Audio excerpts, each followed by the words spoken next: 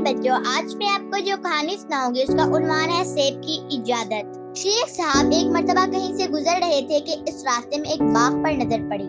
اس باغ میں نہر سے پانی درختوں کی طرف بہہ رہا تھا۔ شیخ صاحب اس نہر کے کنارے وضو کرنے کے لیے بیٹھ گئے۔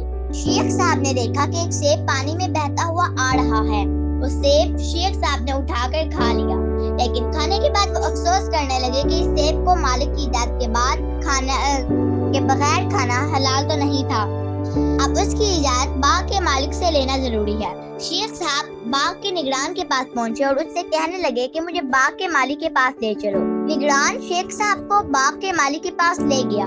شیخ صاحب نے مالک سے کہا، میں نہر کے کنارے وضو کرنے بیٹھا تو میں نے دیکھا کہ ایک سیب آپ کے باغ کی طرف سے بہتا ہوا آ رہا ہے۔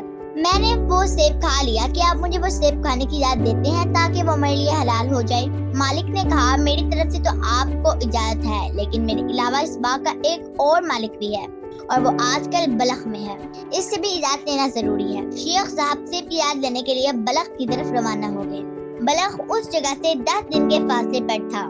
بہرحال شیخ صاحب بلخ پہنچے اور باغ کے مالک سے ملاقات کر کے اسے ساری صورتحال سے آگاہ کیا۔ باغ کا مالک شیخ صاحب کے تقویٰ سے بہت متاثر ہوا اور نہ صرف سیب کھانے کی اجازت دی بلکہ اپنے پاس سے 1000 دینار تحفے میں بھی دے دیے۔